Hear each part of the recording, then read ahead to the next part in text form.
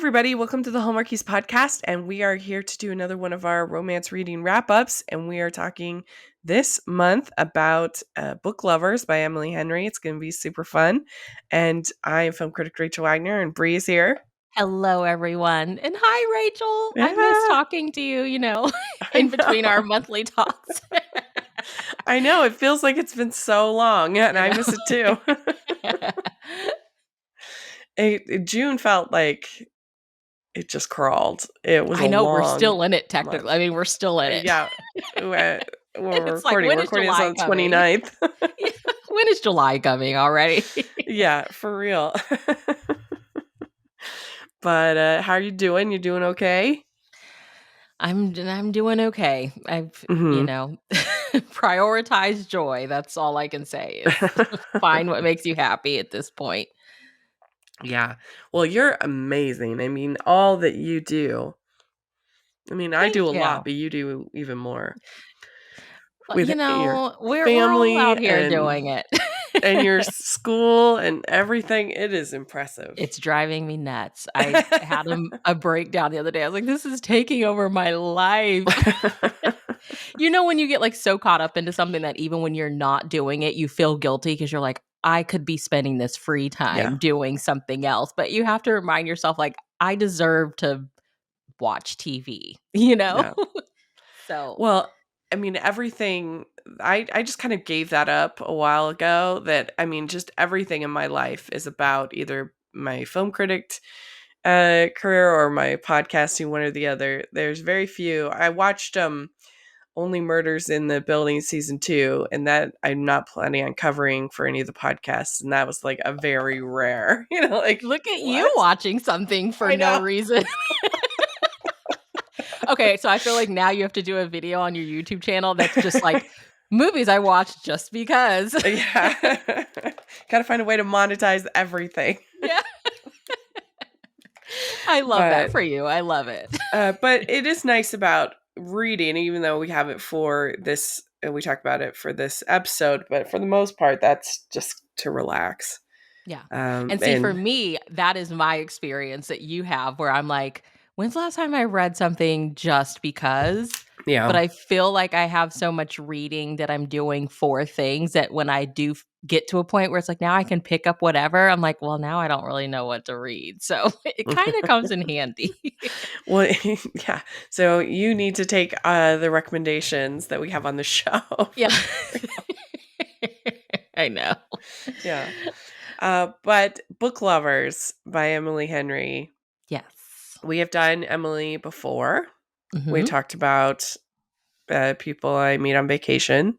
Yep. Her release last year. Yep. Yes. And we've talked about, I don't think we did it as a feature book, but we have talked about Beach Read before. Mm-hmm. Yeah. And she's a really fun writer. She's probably one of the most popular romantic comedy writers working today, would you say? Yeah, I was going to ask you, what do you think it is about her? Emily, we get one release from her basically a year.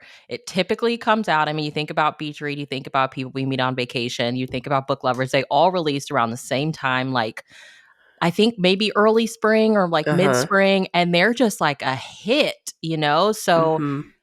I don't know I don't know what she's doing. She has the secret sauce. Yeah, I mean, she writes.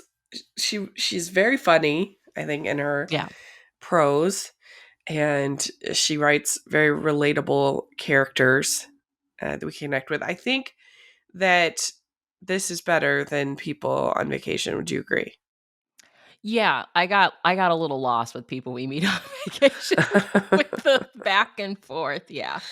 Well, and I think the guy in that one was just a little too perfect. Yeah. For my taste. I like a guy with a little bit more, I don't know, a little more spunk, a little more flaws. Some flaws, some edges, Mm-hmm. Yeah, I'm more of a, I think that guy's name was Alex, I think. Yeah. And he's I'm more of a Charlie guy. Yeah. It's one of my jam. So were you excited just because were you excited, like, because it was Emily Henry, or was it like, what had you excited about it? Well, yeah, and I do tend to like stories about sisters, and so Mhm. that was appealing as well. But probably the most because of her, and I've just really enjoyed all everything I've read from her. Yeah. And it's exciting when you find an author that seems to really get you. For a long time, that was Sophie Kinsella, but lately I've not been enjoying her new books as much. I know She's you had don't. she's had a couple stinkers in a row. And so it's nice to find somebody that is very reliable. Yeah. You've made me so nervous because, like, I have The Party Crasher, I think it's called, by Sophie Kinsella, and the Yeah. audiobook keeps coming in from the library, and I'm like, "Deliver later, deliver later." Rachel has not been enjoying Sophie Kinsella lately, so I don't know if I'm I gonna like know. It makes me sad. I it. Okay, so do you feel like Emily Henry could be our new Sophie Kinsella? Yeah, I think so. I mean, I think they are very similar.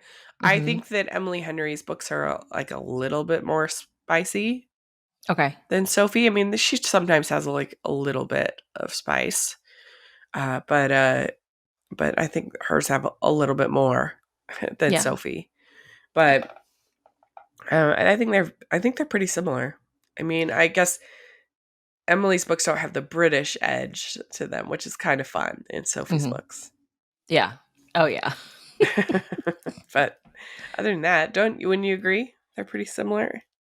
Yeah, I mean, I haven't read a ton of Sophie. I read the one that we read, for our romantic reading wrap up, and then I had read another one that same month while I was waiting for the audiobook for that one to come Oh in. yeah, And yeah, I think the thing about Emily Henry's books is regardless of how you, like, walk away from the book after you've finished it, I think it's kind of undeniable that they're at least fun to read.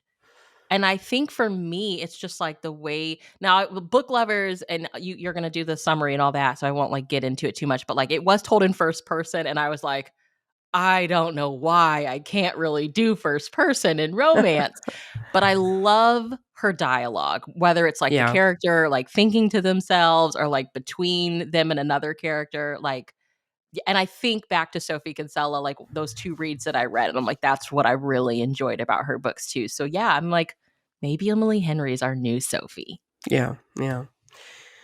Well, let's talk about it, book lovers.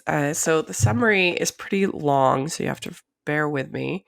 Nora Stevens' life is books. She's read them all, and she is not the type of and she's not that type of heroine.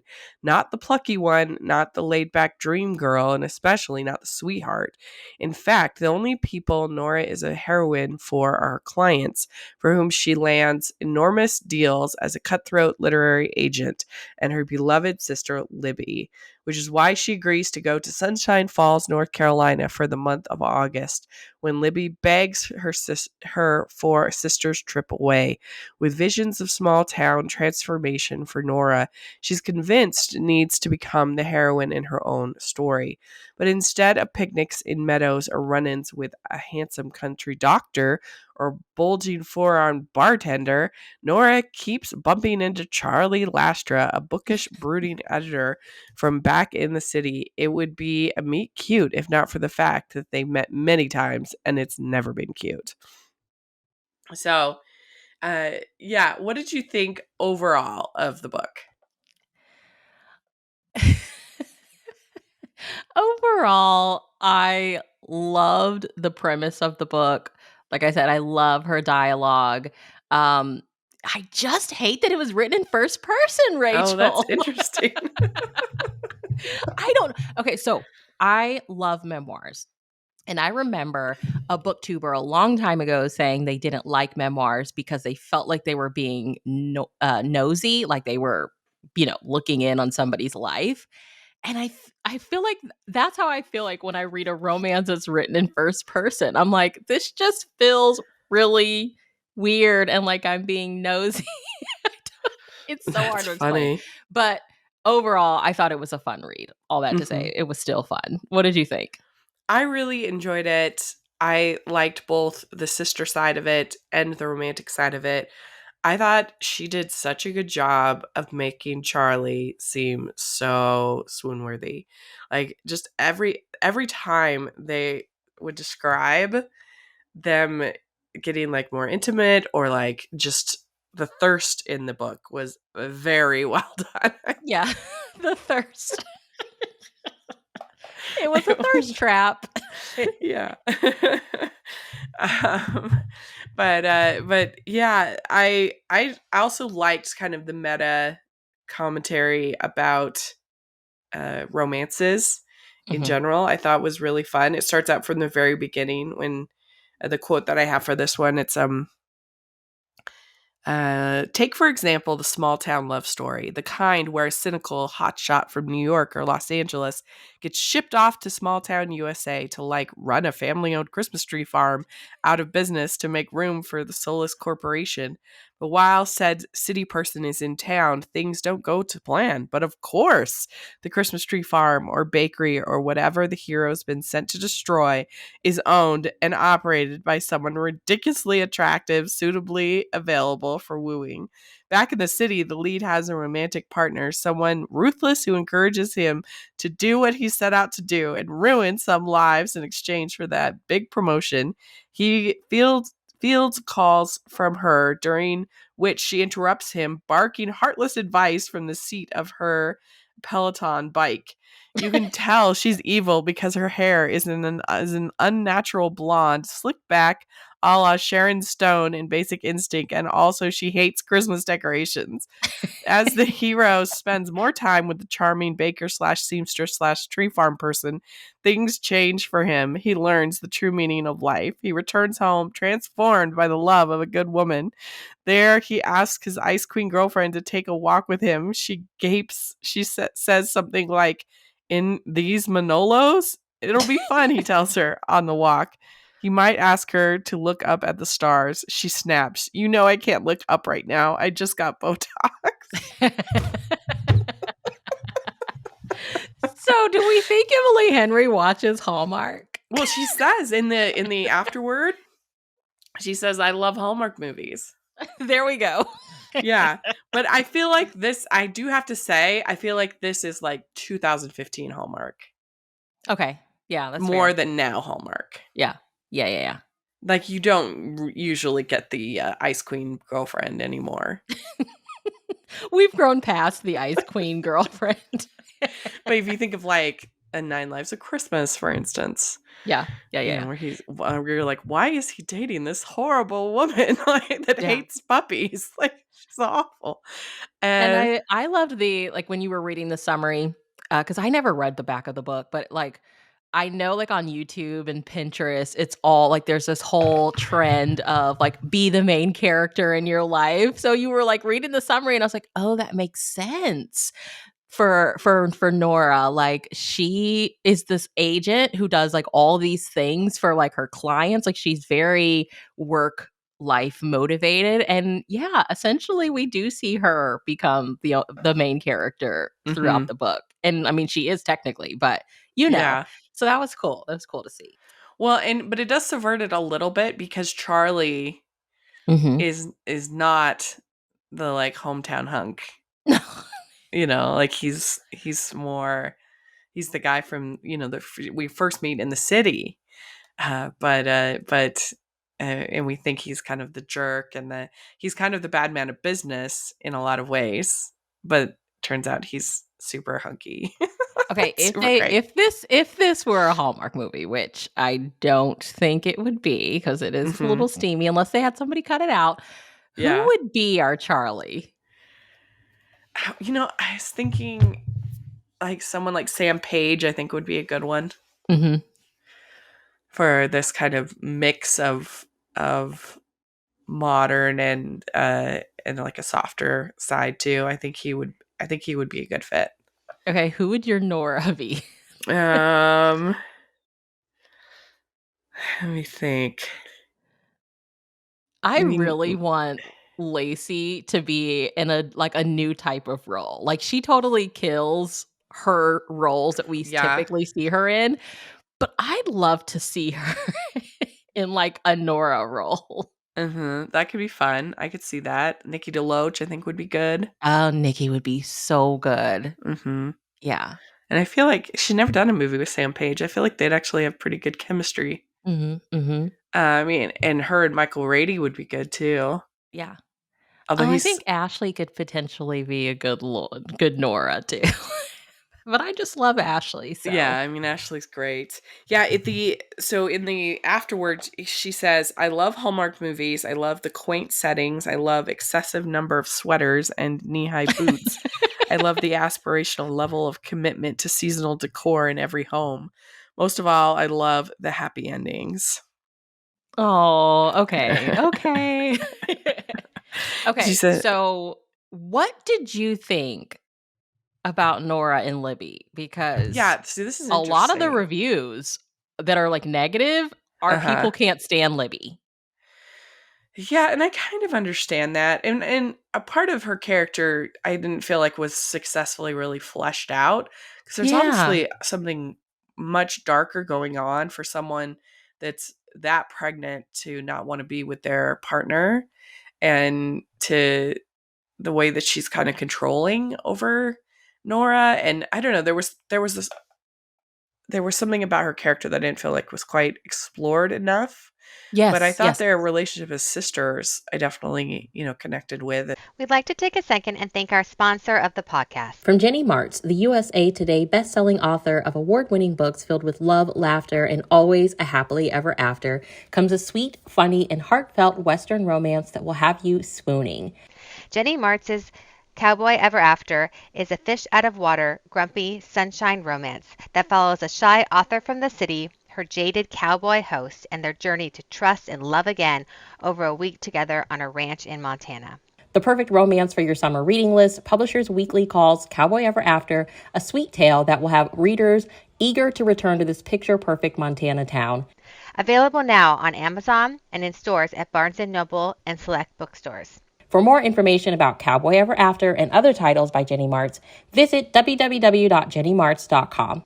That's www.jennymartz.com or use the affiliate link in the description section below. And I think especially when you have the older sister that's kind of been the protector and been kind of watching out for her sister, I think that that's something I obviously connect with because I'm the oldest girl Yeah. in my family, and I have three sisters, and so sometimes I would take on that role growing up, especially my much younger siblings. Yeah, Uh, same. Yeah. I could connect with that, and sometimes it felt almost irrational that she wouldn't let Nora help more. When she says that she wants to help with with rent and other things like that. She's saying that, but she's saying that she wants to be independent, but yet she's obviously in a weird place. Like I said, being pregnant away from your partner, and uh, I don't know. She just seemed like she was wanting to be really independent, but then also in a really unstable place. Yeah. Yeah. Yeah, I think with Libby, there just needed to be some more explanation.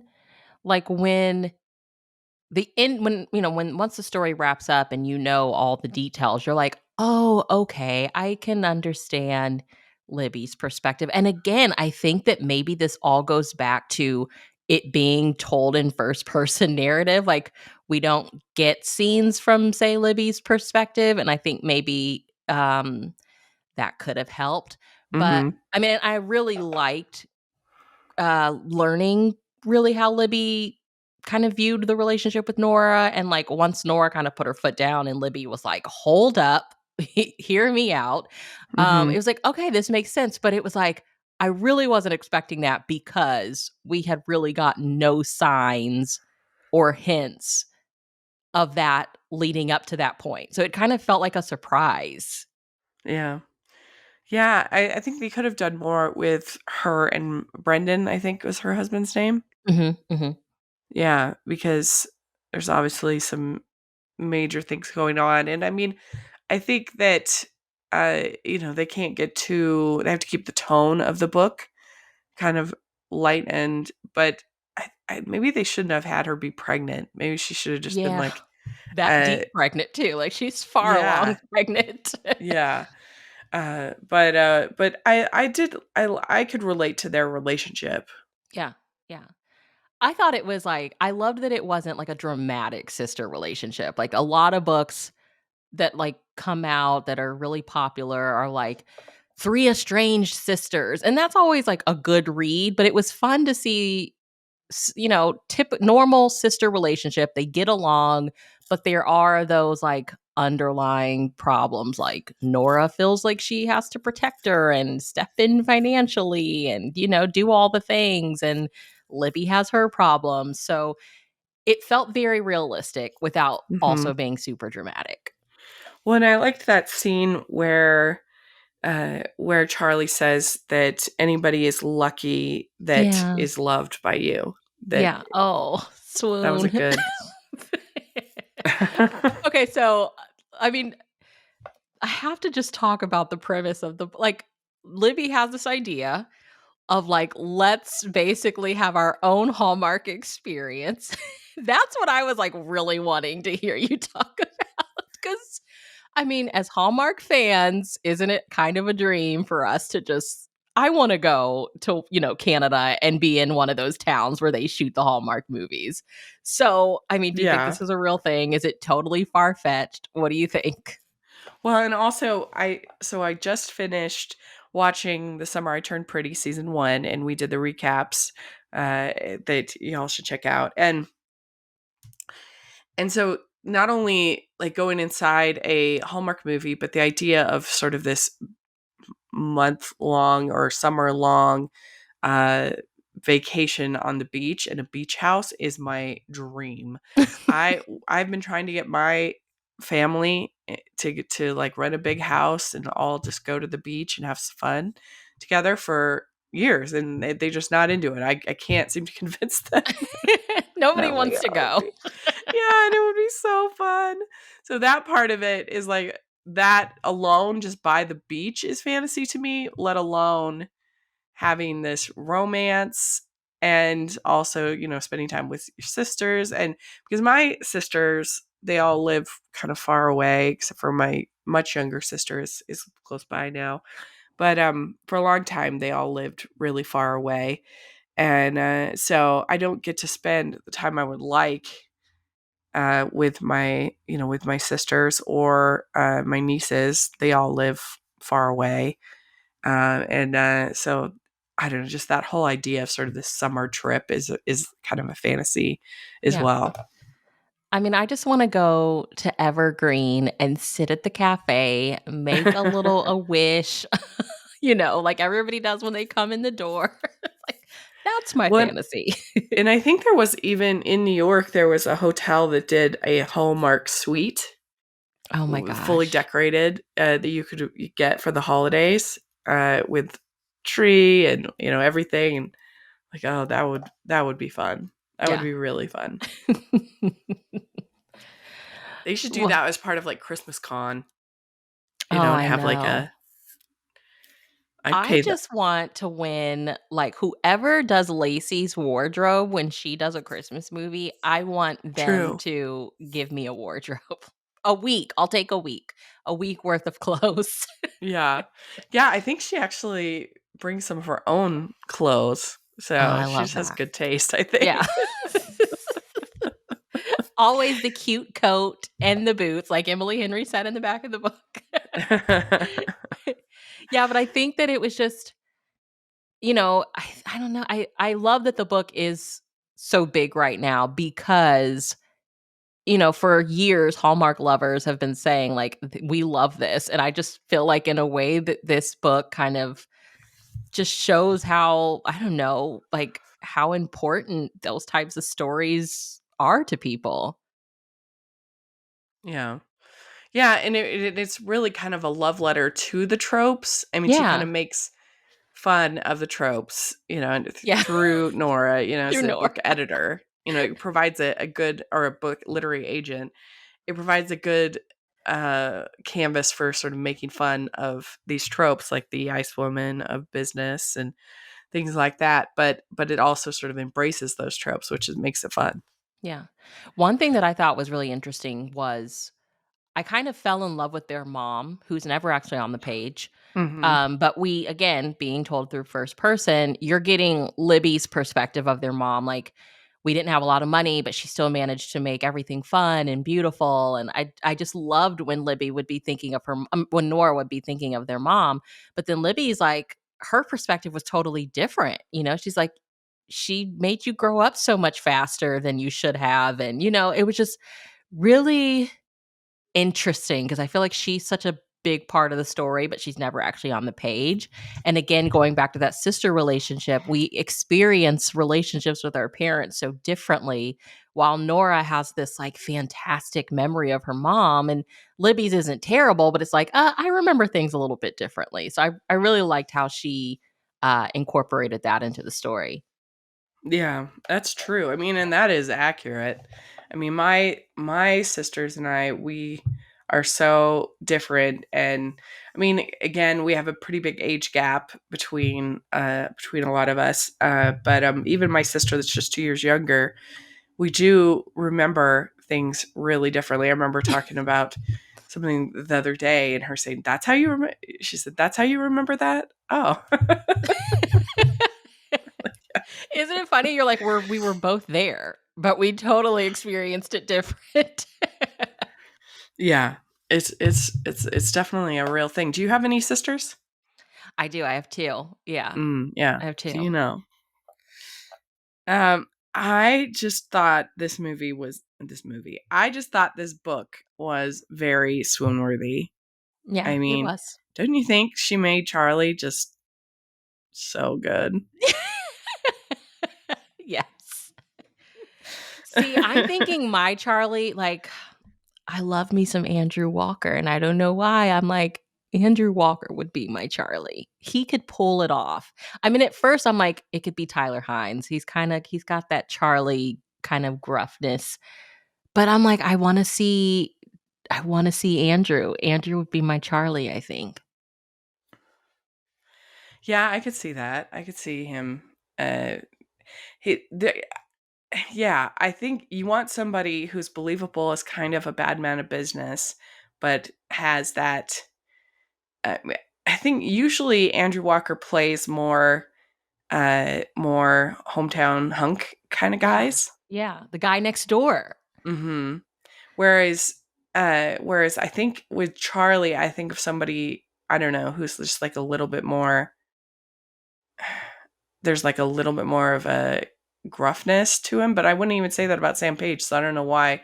I think I mentioned him, but just someone like a little bit more edge. Yeah. And maybe because Sam Page was terrible on, I mean, he was a very good actor, but his character was terrible on Mad Men. So maybe that's why I think Love when Rachel's film critic comes out. yeah, I Yeah. mean he's a rapist on Mad Men, so he's a bad guy. Yeah. Bad It taste. is a very it's a very swoony book. Very swoony. Yeah, like for instance, here's a little passage. He says that I could let my knees slide further into the pocket between his, or touch his arm, or tip my chin up, and in any of those hypothetical scenarios we end up kissing. I may not like him all that much, but a not insignificant part of me is dying to know what his bottom lip feels like, how that hand on my wrist would touch me. Just then it starts to rain, and the corrugated metal roof erupts into a feverish rattle. I jerk my arm out from under Charlie's and stand. I should get home. Share a cab? He asks, his voice low and gravelly. The odds of finding two cabs at this hour in this town aren't great. The odds of finding one that isn't driven by Hardy are terrible. I think I'll walk. In this rain, he says.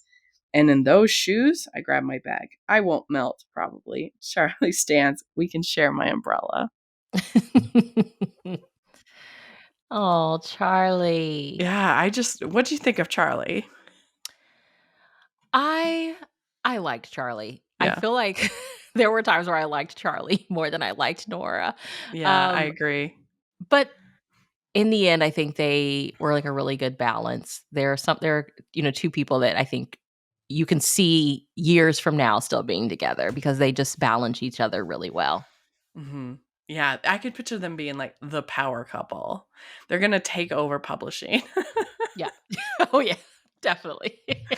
You know what it actually kind of reminded me of is the recent the Hating Game, Oh a yeah. movie. I don't know who that actor is, but both of them, I think they're very similar. I mean, they're both work in publishing, I could picture both of them also doing a movie, doing this movie, Yeah. and they had good chemistry. I liked that movie quite a bit actually. But let's see here. What else? So she goes on a date with Shepard, who is Charlie's cousin, and he's supposed to be sort of the archetypal hometown hunk. Yeah. I was like, we are not going on a date with Shepard, but here we are. We're on a date with Shepard. Yeah. I mean, who can be Team Shepard when you have Charlie? Right. This movie, I would say it's like medium spice. It's definitely Mhm. got some. Yeah, it's there. It's there. And it does have some language. There's some F Yes, words. a lot of language. Yeah. So, but I thought the chemistry was really great between Nora and Charlie. And of course, we have like them kind of commenting on the tropes, particularly City Girl goes to small town and enemies to lovers. Mhm. Kind of got Yeah. that. Did Yeah. you see any other tropes? Those are the ones that I think stood out to me the most. Obviously, you Mhm. have like the sister dynamic in there as well, if you're a fan of that. Um, yeah, I mean, So, I want what to did I you want to say small give town, but we got City Girl goes to small town, so that's perfect. in your Goodreads? What did you give book lovers? I think I gave it a 4-star. Would you get it? Same, yeah, Yeah. 4 stars. Yeah, Okay, it's really worth the read, guys. Go get it, read it, and let us know what you think about it. And yes. who you'd cast. Who would be your Nora and Charlie? We'd like to take a second and thank our sponsor for this episode of the podcast. It's the Hallmarkies merch store. Are you looking for that perfect gift for the postable, hardy, or Hallmarky in your life? What about getting that t-shirt or hoodie that will help you stand out at your next holiday party? Now is the time to check out the Hallmarkies merch store. Full of festive designs by artists like Jessica Miller, Carrie from Hallmark Comics, and more. You can even have more than just shirts, but totes, cell phone cases, notebooks, mugs, and more. And it isn't just Hallmark. We have designs for Anna Green Gables, Man from Snowy River, The Nanny, and more. Every purchase at the merch store goes to help support the podcast and allows us to make the great content you know and love. There are frequent sales, so go to tpublic.com/stores/hallmarkies or see the link in the description. That's tpublic.com/stores/hallmarkies. All right, well, let's talk about what we've been reading, our reading roundup.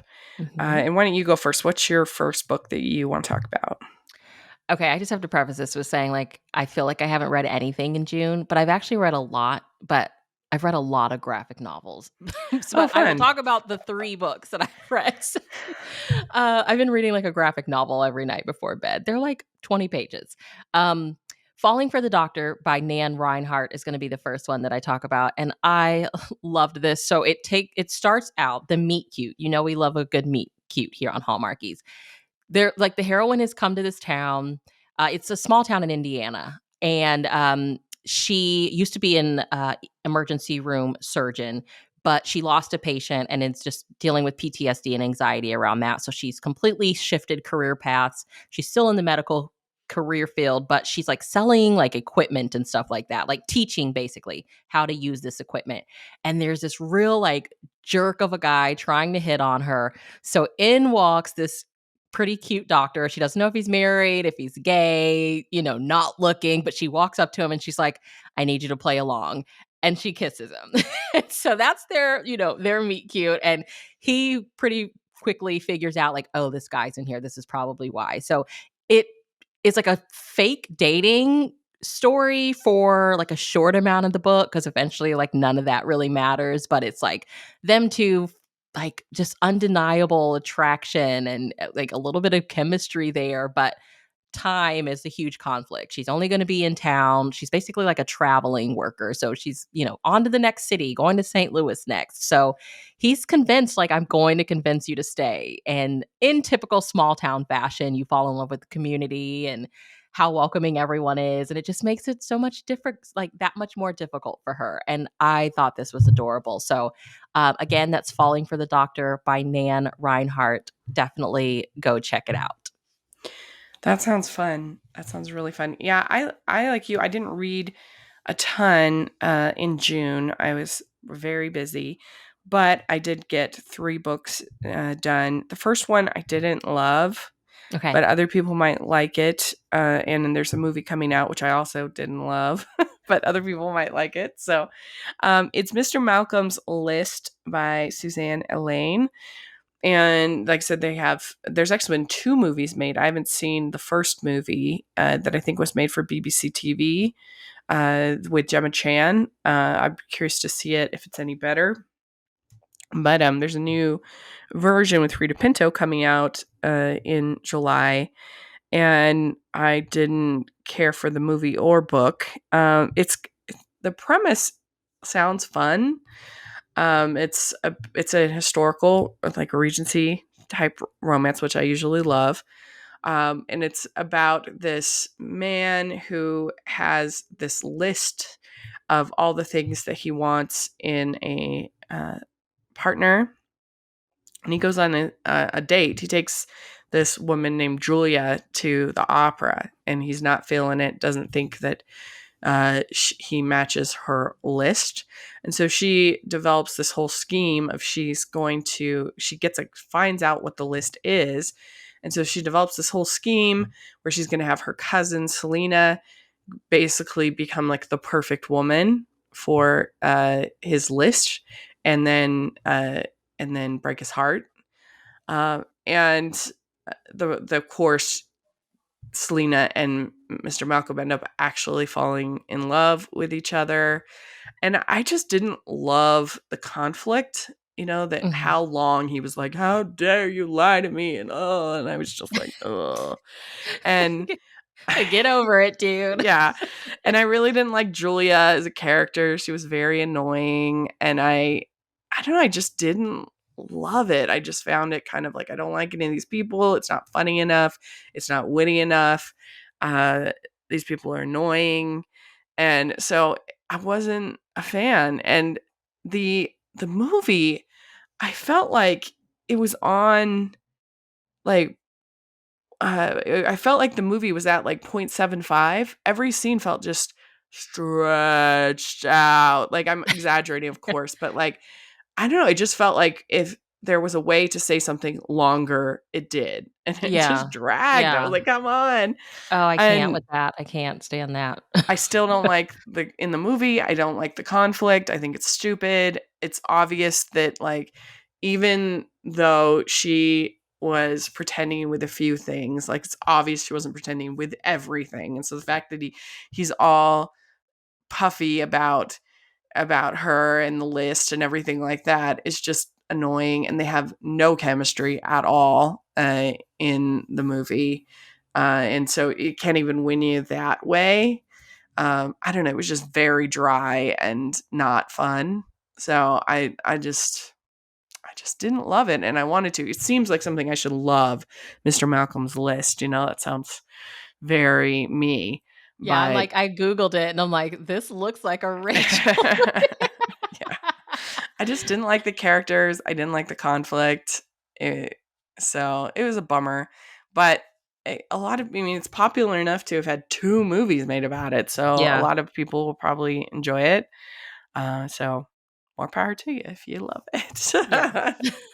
But our film critic friend Rachel Wagner did not enjoy it. So yeah. But what do you have next?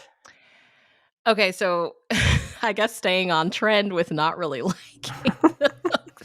Okay, the next one that I read was The Friendship Pact by Jill Shalvis. And I have to preface this with saying she's one of my favorite authors of all time. I typically love everything that she writes, but I finally had the experience of reading something by her and not enjoying it. This is her new release. It is book 2 in her Sunrise Cove series. However, with her series, she intentionally, yes, they're set in the same town, but they do not follow each other at all. So if you're interested in picking up either book 1 or 2, they don't have to be read in any type of order. I really didn't like this book to the point where, like, I couldn't even really tell you what it's about. The romance really took a back seat, I think, to everything else going on in the book.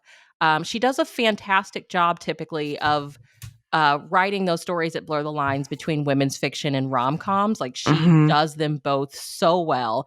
But in this one, I mean, I think it's a mood thing. If you are a women's fiction reader, I think you'll go into this and really love it. But if you go into it wanting to also really believe the romance and root for the romance, I don't think that she was able to pull that one off in this one. There is like a mother-daughter storyline. They're fine. The mom just had the daughter really, really young. And so you're seeing now that she's getting older, them trying to like navigate their relationship now as like two grown women. And I actually found that story arc more interesting than the romance. The hero is like a wounded military veteran, and him and his brother kind of have this beef that they need to kind of squash as well. That was also a little bit more interesting than the romance. So again, I think it's just an expectations thing. If you're into, I can say like women's fic, you'll probably really love this. But I went into it expecting a good balance of both, like we typically get from her. And unfortunately, I didn't feel it. So that's The Friendship Pact by Jill Shalvis, book 2 in her Sunrise Cove series. Please check it out and hit me up and tell me I was wrong. Yes, definitely. Well, my next book is part of a series that I am excited to kind of dive more into, but it's the Curvy Girls Can't Date Cowboys by Kelsey Stelting.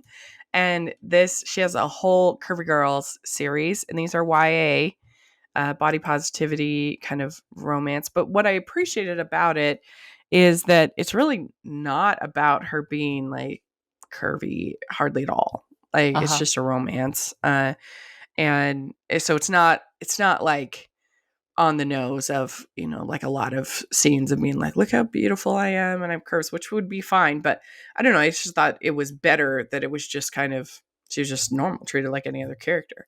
Yes. Um, and in this one, the girl, she's assigned to work on this project, the science project, with this guy Ray, who's this cowboy farmer guy, and her parents run this kind of natural foods store that's very has a lot of kind of propaganda basically against farmers and what farmers do, and whatever. It's kind of, her parents are kind of radical in that way.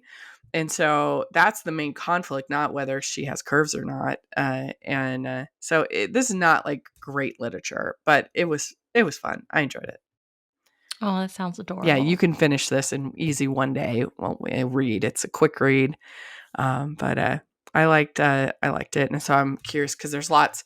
She has like I said, a huge series. She's got Curvy Girls Date Soldiers, Curvy Girls date uh, date billionaires, Curvy Girls date quarterbacks. So she has a ton in the series, and so I think I'm excited to kind of dive in. Yeah. Okay. Hmm. Well, my last one is The Rancher's Full House by Sasha Summers. I literally finished this last night. I rated it 5 stars. It was so sweet. It's a sweet read. There's no steam. So the meet cute in this one, y'all know we love a meet cute. They're like trying to save a kitten on the side of the road. Like this veterinarian, small town vet, sees a woman on the side of the road, and his heart's just like, oh my God, she's trying to save an animal, right? And like, come to find out, it's a bobcat, but whatever. And so he's like, you can swing by my office and check on the cat. Like, I promise I'll give you some updates or whatever.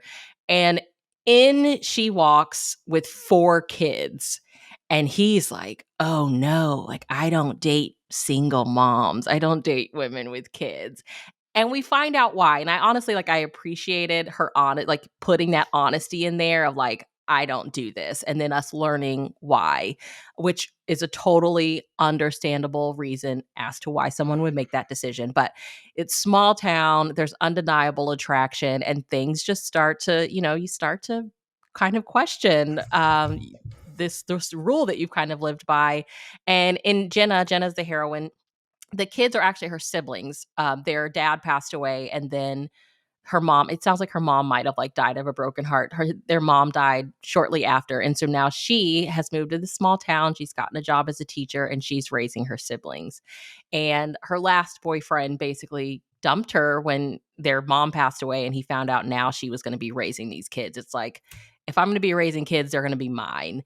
So you can see like the conflict is definitely there. She doesn't want to get too involved with someone that's just going to leave. And he's always had this rule for himself after being hurt and getting attached before to someone that had kids. And then just having to like let go of the fear, the love is greater than the fear kind of thing. It was adorable. And usually I'm hesitant with books with kids because I just assume it's going to be a snotty teenager, and I don't really like reading that. But every one of the kids was sweet, and I feel like we got to know Jenna through the perspective of her siblings, which I just thought made it even more sweeter. You could just see how much they loved her and like appreciated her for stepping up and taking care of them, and they just wanted to see their big sister happy. It was so sweet, you guys. So that's The Ranchers Full House by Sasha Summers. That sounds really good. Something I can totally relate to because, like I said, I have siblings that are way younger than I am. And I never, obviously, my parents are still thankfully with us. So I never had to actually parent them, but I did a lot of like co parenting. Yeah. So I bet I would Yeah. relate to it a lot. But my last one is a very popular novel, Where the Crawdads Sing by Delia Owens. And of course, I read it because we've got the movie coming up in July. And this is about a woman who grew up in she's kind of derisively called like the swamp girl, the girl from the swamp. And she grew up without like education, very simple. But she has this, there's these two men. There's this guy Chase and this guy Tate. And she ends up, Tate like teaches her how to read. And she ends up becoming kind of a specialist on the swamp and knows all about all the creatures and all of the animals and everything. Well, one day she ends up getting assaulted by Chase. And then various things happen, and he ends up dying. And so it's mostly like a courtroom drama, I guess, about her being put on trial for Chase's murder and what's going to happen. And I thought it was really beautifully written. It's obviously, it's a sad read in a lot of ways, what she has to go through, what she's put through. But I think that it's very, very well written. Her and Tate have a very sweet relationship.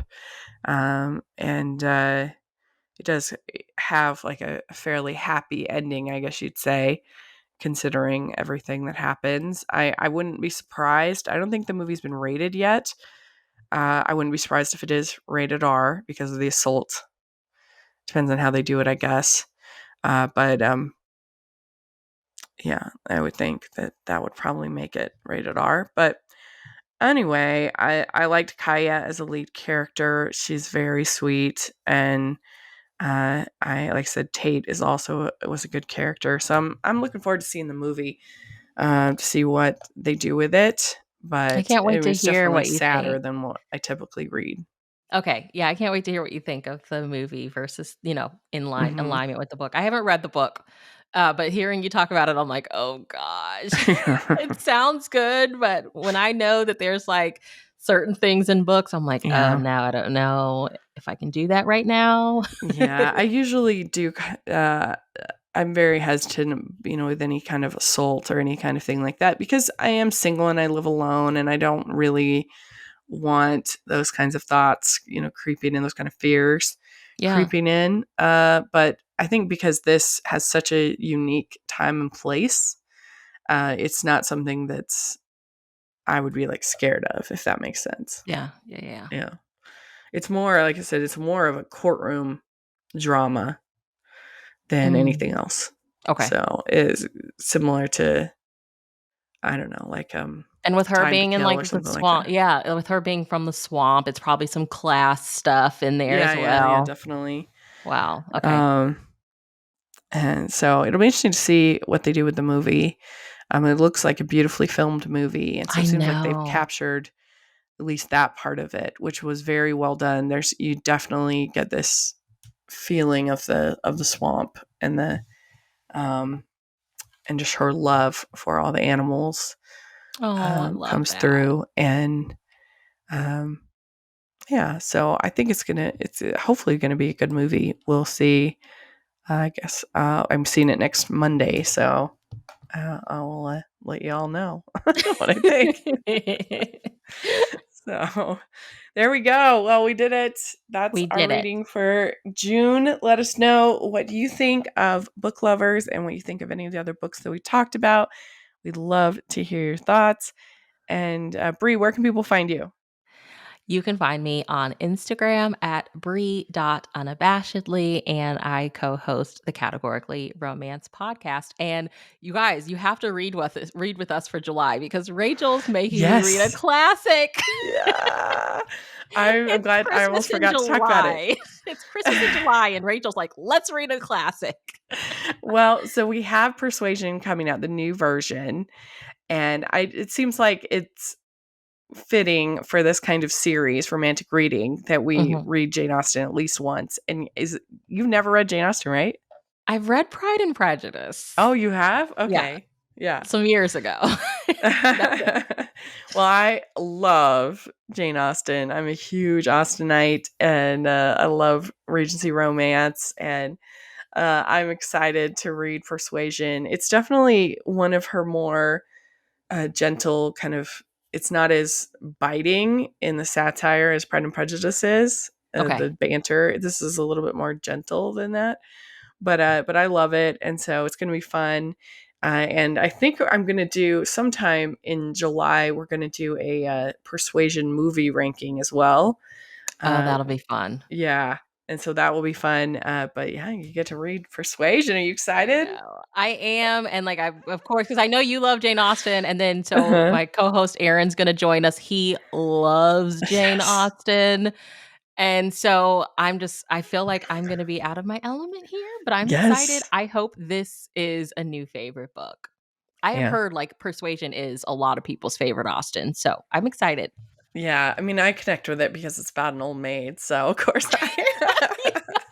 So crazy. You're our favorite old maid, okay? Yes.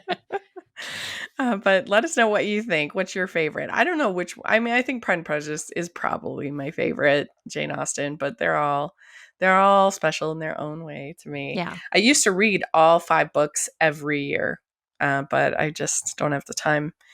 But I did read Pride and Prejudice this year, so Yeah, I okay, remember you reading Pride Persuasion. and Prejudice. Okay, so here we go. Persuasion July. It's gonna be good. Yay!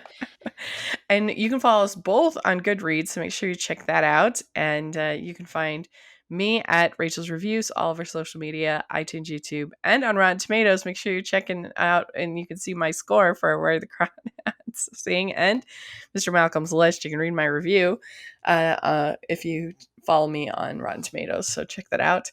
And make sure that you're following the podcast on Hallmarkies Pod and Hallmarkies Podcast, all of our social media. And if you are listening on iTunes, please leave us your ratings and reviews, 5 stars, and also Bree's podcast. We would love that. And if you are listening on YouTube, please give the video a thumbs up and subscribe to the channel. We appreciate that so much. We also have the Patreon group and merch store. Check that out. We would be so grateful for your support.